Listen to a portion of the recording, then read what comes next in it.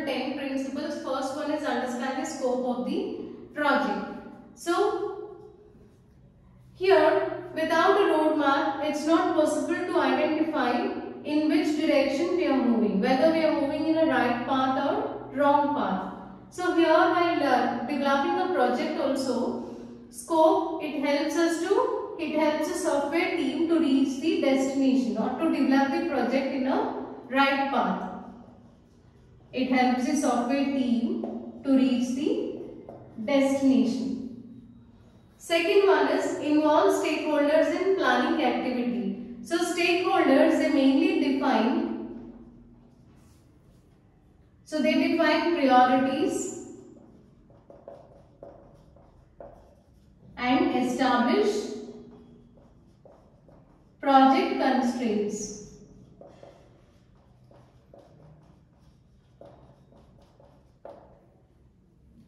So here stakeholders define priorities and establish project constraints. So in this case, the software team, in order to accommodate these changes, they need to negotiate order of delivery. To accommodate these changes, software team should negotiate order of delivery, timeline, and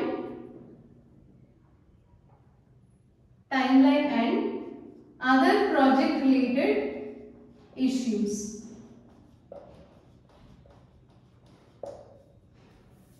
Next, recognize that planning is iterative. So as process begins as we begin the project, it is likely that things will change.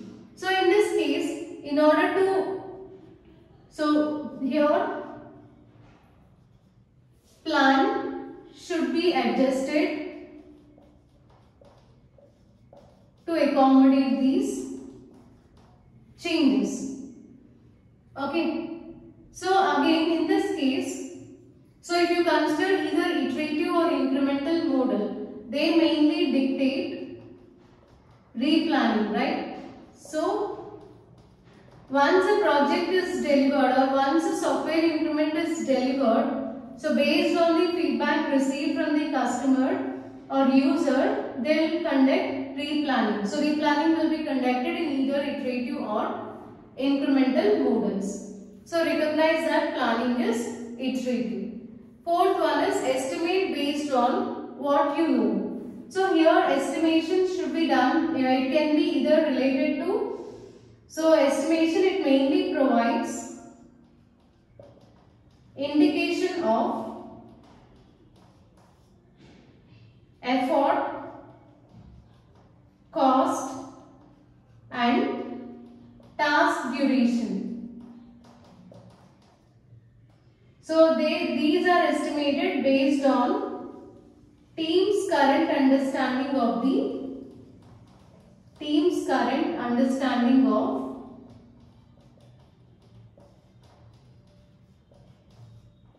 project or team's current understanding of work to be done.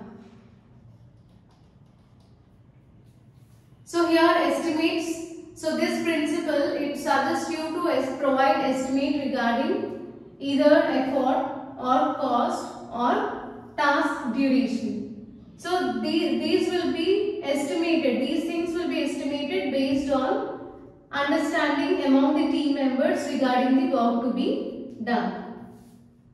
Last, fifth one is consider risk as you define the plan.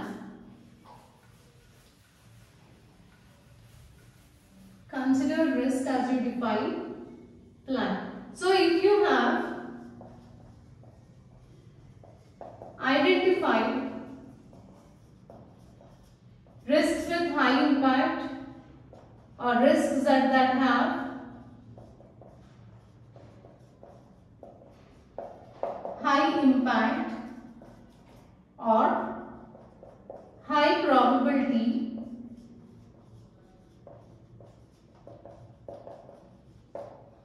contingency planning is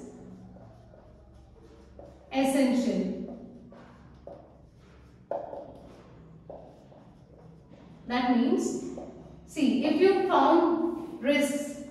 that have high impact or high negative impact on the software product, or if it is having high probability, then in that case you need to plan or you need to go with contingency planning. That means if anything goes wrong in future, then what action should be taken in order to avoid risks, or in order to avoid or in order to prevent more losses or damage to the software. So here the sixth principle is be realistic. So people, they don't work 100% every day, and in this case omissions or ambiguity, they are considered as part of life, and changes will occur. So you need to find out all the realities of life. So all the realities in the software process. And also in this case, be realistic means, see, sometimes software engineers, even though they are the best software engineers, they will make mistakes. So that also we should accept. So you need to include all these realities in the plan. Next, adjust granularity as you define plan. So first of all, what is meant by granularity? So it refers to level of details that is introduced as a project plan is developed. So what is granularity? It refers to level of detail which is introduced as project plan is developed. So when we develop a project plan, then we'll introduce this level of detail. So here we have high level granularity and low level granularity. So what is high level granularity? First we'll see that. So a high level granularity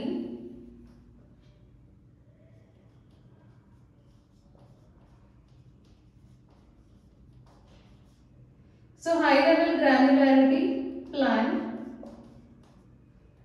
it provides work tasks that are planned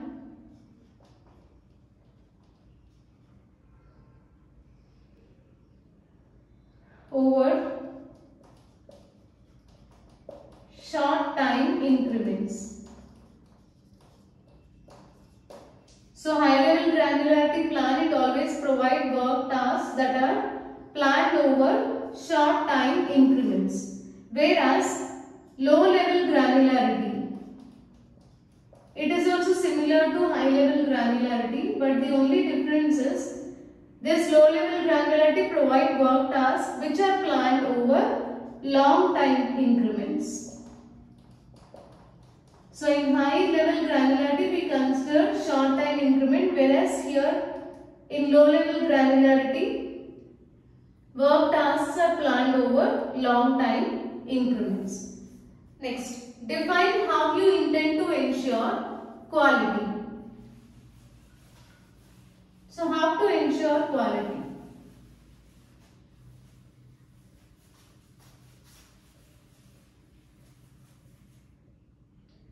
So plan should identify, here plan should identify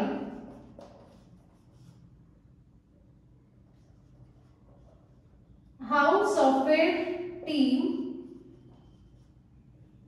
intend to ensure quality. How software team intend to ensure quality. So in this case, if technical reviews are to be conducted, then they should be scheduled, and if pair programming is to be used during construction,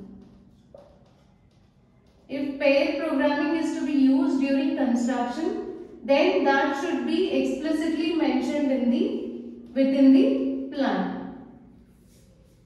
Next, define or describe how you intend to accommodate changes. So how to make changes?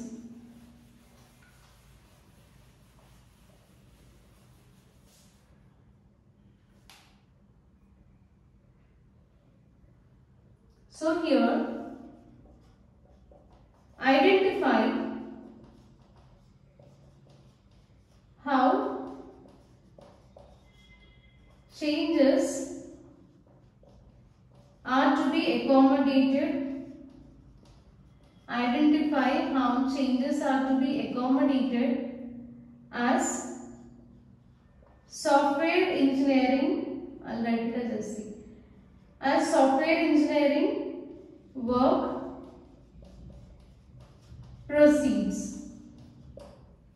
So software engineering work proceeds means when it moves from one level to another level, like requirement gathering to design, design to coding, like that. When it moves from one task to another task, so how the changes are to be accommodated. So we need to identify that. For that, first you need to consider, can customer requests, you need to take few questions. So can customer request for changes at any time? So when we need changes or when changes should be accommodated if customer requests for changes. So can we allow customer to request for changes at any time? That is one question that should be considered by the software team. Say suppose if he is allowed to request for changes, then in that case whether these changes they will be implemented or incorporated by the development team immediately or not. Okay, so that also we need to consider at this point. At the same time, how is impact and cost of changes, how is impact and cost of changes assessed? Say suppose if we implement those changes. So here customer requested for changes and after that we verified whether those changes are implemented by the software team immediately or not. Say suppose if they implement those changes, then how can we assess impact of these changes on the system? So if we implement these changes at the middle of the development, then obviously there will be some negative impact on the product. Okay, if we follow normal models like waterfall model, so we can't incorporate changes because here if you want to add any requirements, then in that case again we need to go back to the requirement analysis phase, requirement gathering phase. So definitely if changes are to be done at the middle, they will have a negative impact and cost also, the cost required to make those changes, that will be high. So how to assess the impact as well as cost of changes, so that should be considered. Next, track the plan frequently and make adjustments as required. So here the plan, we need to keep track of this plan on a daily basis. So because of these changes in requirements, even there will be changes in the plan also. So you need to keep track of the changes in the plan and if required make necessary adjustments. So these are various planning principles which are used to guide framework activity.